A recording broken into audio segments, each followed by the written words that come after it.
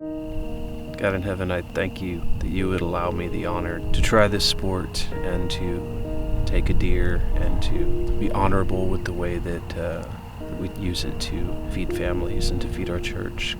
At that moment, I felt a sort of connection with God and with nature, and let God know how happy I was to be there in that moment.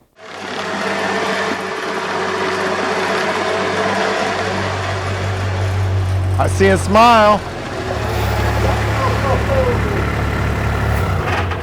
Somebody smile. You got one. Got one. Nice. Very nice.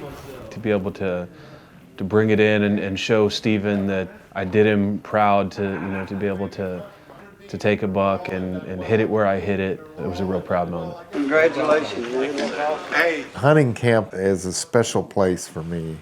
Hunting in Texas and the people involved are as diverse as the western landscape. Texas Trophy Hunters is proud to share these hunter stories as part of promoting and protecting our hunting heritage. Hunting camp. It brings people together like nowhere else on earth. For NRA board member Leroy Cisco and myself, this is a high honor for us both to just be in the presence of Stephen Williford and Chris Workman. I was so happy for Chris. Chris has just killed his first deer ever. Stephen Williford is the man who was able to give chase to the shooter that came into the Sutherland Springs Church that day, November 5th, 2017. Worshippers gunned down during Sunday services. People who live here are in shock. Deadliest mass shooting in Texas history. At 11:20 a.m., death barged into the church service. This is now the deadliest attack on a church in U.S. history. A local resident grabbed his rifle and engaged that suspect. That citizen, Stephen Williford. Had it not been for Stephen and his timing, I would not be on this earth any longer.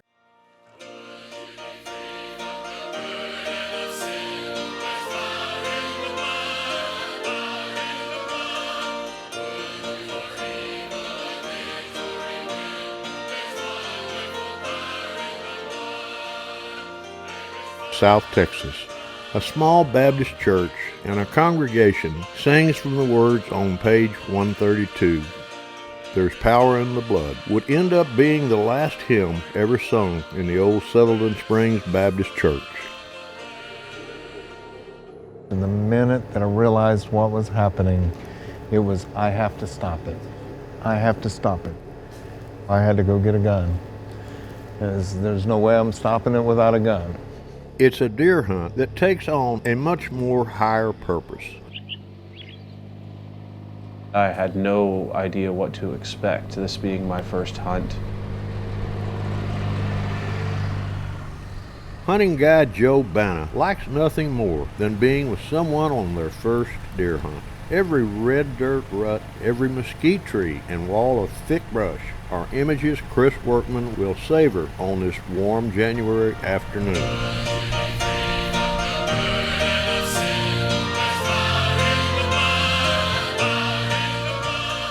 But there are images from a similar day back in 2017 he can never erase. We start our service off with a song. That morning we started off with There's Power in the Blood, which was an interesting song to start off considering the events that followed. We started hearing pops. You know, you start to think, well, what else could it be? Fireworks, maybe somebody was, playing a cruel prank on the church and tossed a bunch of fireworks into the church or something like that. No fireworks. We looked around, and then finally somebody said, "Get down." And then everybody from there that was in the church, tried to start hiding underneath the pews. What was happening is that the shooter was outside the church, shooting from outside the church into the church. Shortly after that, once everybody was on the ground, the shooter actually came into the church, into the front doors of the church, and started shooting from there and started moving around inside the church shooting. A lot of people don't understand why we didn't run. It's because we were all taking cover. We didn't know where these bullets were coming from. We didn't know how many people We didn't know what was going on at all, and all we knew was to take cover. Try to play dead. You know, that's really all that we could do. Eventually the shooter moved around, you know, shooting as many people as he could. I had my eyes closed for most of it, so I did not see a lot of what happened. But, you know, eventually I noticed and heard that the shooter was near me. I was hoping that he was just looking over me, you know, possibly moving on. And, you know, he stopped near me. I could kind of hear his footsteps. And from there, I just, you know, felt a real sharp pain in my back. He had shot me nearly point blank directly in the back, and tore through my spine immediately. I couldn't feel anything below my waist. I, you know, kind of pushed up on my arms a little bit and screamed, and my mom, who was in the pew next to me, grabbed my hand and said, shut up, be quiet. From there, the shooter actually shot at my mom and missed. Then he moved to the other side of the church. And then he actually got out his sidearm and shot me again with his sidearm from a little bit further distance. I think the shot bounced off of the concrete and hit me in the flank. So I actually got shot twice. About that moment was when Mr. Williford, I believe, yelled out from across the street, yelled out, and that's when the shooter exited the church and walked out the front doors of the church and had the exchange with Mr. Stephen Williford. So yeah, had not Mr. Stephen Williford come at that exact moment, the shooter probably would have finished me off. I believe that I should have died that day, but because of Mr. Williford coming when he did, I'm still here. Right, there's a deer coming right there. Yeah, that's a shooter. When Joe spotted the deer and said, that's one I think that we should take, of course your adrenaline starts pumping. Chris has made the decision to get out and taste what life has to offer. That quest has landed him about 80 yards from a whitetail buck that Joe Banna says needs killing.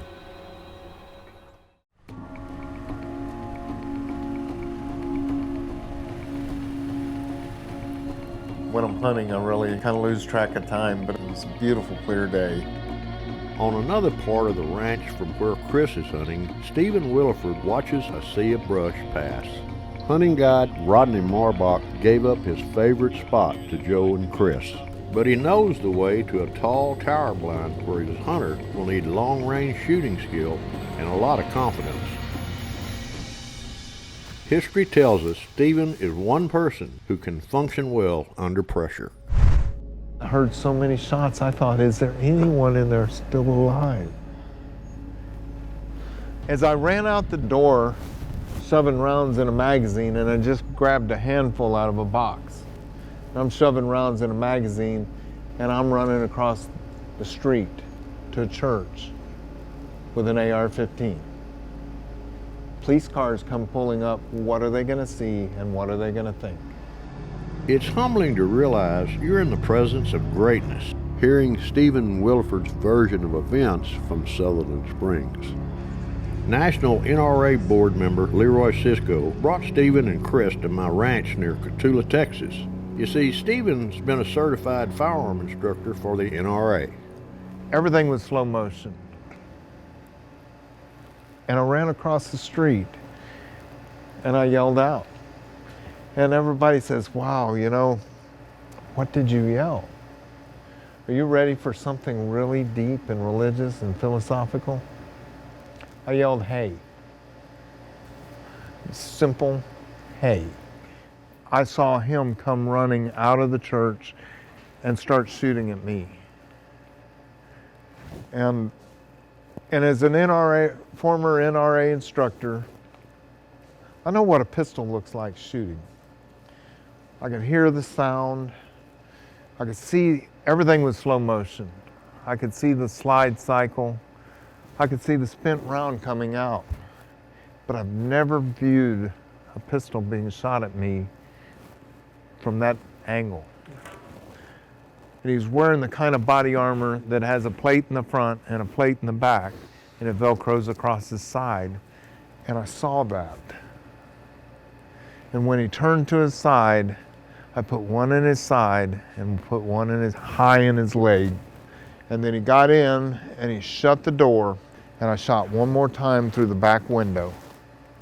And he drove off, and everything in my head is, oh my God, he's getting away, he's getting away. How can I? And I looked to my left, and there was a truck parked at the stop sign. The man in that pickup was Johnny Langendorf. Turns out he'd been on the phone to 911 when Stephen jumped into the front seat. No, how you doing, my name is, or anything else.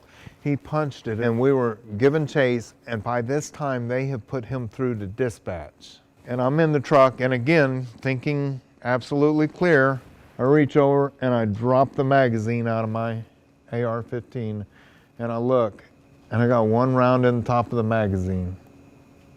Means I got one in the magazine, one in the chamber. I clicked the magazine back up, and I told Johnny, I said, tell them, hurry, hurry, I have 2 rounds left. Only thing I could think about is at the end of this chase, there's going to be another gun battle, and that man still has Class 3 body armor. And I have 2 rounds left, and I'm thinking, this has got to be good. This has got to be good. As we got up the road a ways, he went over the curve, through the fence, and about 50 yards out into a field. And Johnny pulled his truck up there and stopped. And I looked at Johnny and I said, just get down below the dash, stay out of the way. And opened up the door and put the rifle across the hood. And 5 to 7 minutes later, I heard a police officer come over a PA system, and he said, driver, get out of the vehicle with your hands up. And he said it again. He said, driver, get out of the vehicle with your hands up. And I thought to myself, I'm done, and I don't want any mistakes here. The police are here. I'm done. I don't want any mistakes. And I took my rifle and I laid it on the hood of the truck, and I raised my hands and started to the back of the truck. And that officer looked me straight in the eye, keyed his mic again, and he said, not you.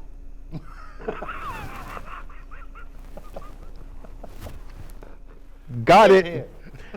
So I went back over and I picked my rifle back up and I stuck it back over there, because even with 2 rounds left in my rifle, I had a rifle, I was 50 yards. He had a pistol, he was 100 yards. He could understand the tactical advantage that I had, even with 2 rounds left. But at that point, I found out he was already dead. I didn't hear a gunshot, but he had shot himself in the head.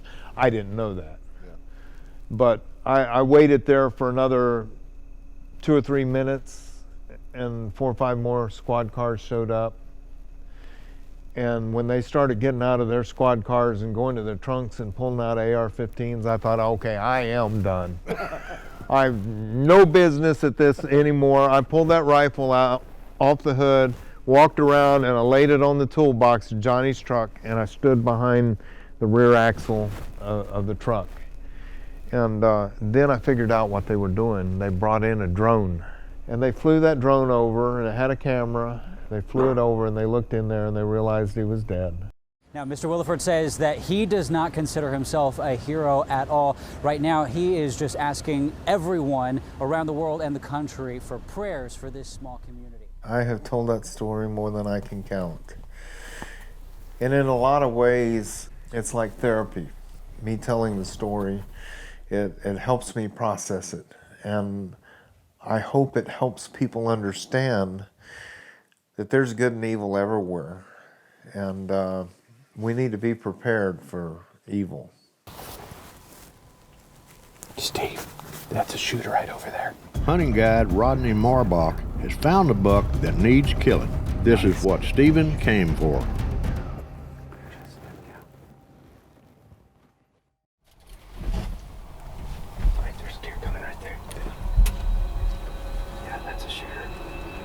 When Joe spotted the deer and said, "That's one I think that we should take," of course your adrenaline starts pumping.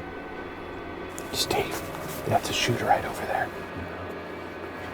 I was excited. You lean down into the scope and you bring him up into the crosshairs, and your heart rate's a little higher. On a warm afternoon, deep in the South Texas brush, two separate sets of crosshairs. Two men who, each in their own mind, have found a way to reach back and process the memories of November 5th, 2017. Good shot. All right. Yes. It's a triumph of sorts to put all of that together and make a successful shot. Take a couple of deep breaths and settle down. Just a good deep breath and hold it and squeeze the trigger.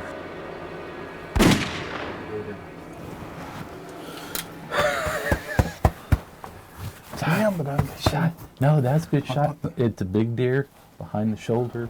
When I hit him, I saw him jump, and then he bolted and took off, and I knew it was a good shot. There have been a lot that have asked, like, how can you bring yourself to continue to own a gun, continue to handle a gun, or even shoot a gun? Like how could you possibly do that? And I tell people that guns are tools. The bad part sometimes is the person behind the gun, but by themselves, guns are tools. So, you know, I don't have any reason that I can conceive to stop somebody from owning a tool that they need. Let's see where I hit him just yet. Getting invited to come out here and hunt may be a very rare sort of opportunity for me. Probably not something that I will be an avid enthusiast into, you know, moving forward in the future.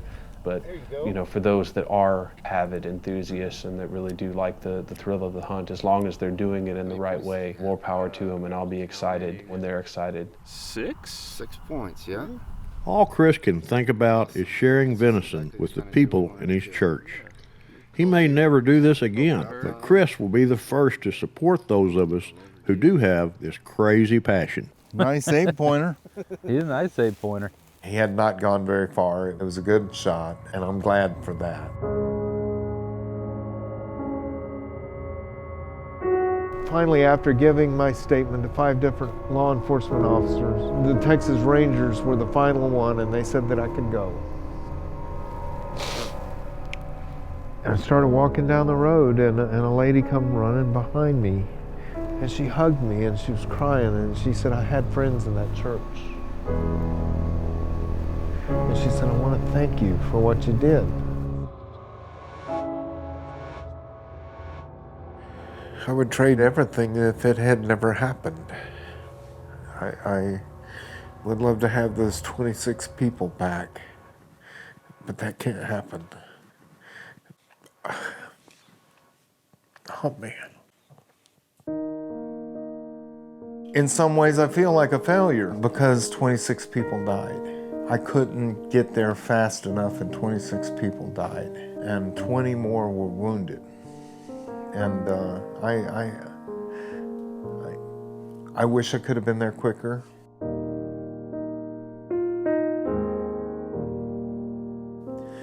I tell people all the time that November 5th didn't define Sutherland Springs. Instead, November 5th shined a light on who Sutherland Springs always was. And when people ask me what they can do for Sutherland Springs, I always tell them, be more like them. We'll hold this hunt again next year, but in October. Of all the countless campfires, full moons, and celebrations of big bucks, it's weekends like this that remind me what it is that's so special about this thing we call hunting. It's the brotherhood of shared passion, the purity of profound patriotism, and embracing the stories of two Americans I will never forget. I've heard it said before, but I truly believe all of us gathered here have witnessed hunting's finest hour. I just thank you, God, for this wonderful creation that you've provided us to be in charge of. In your name I pray.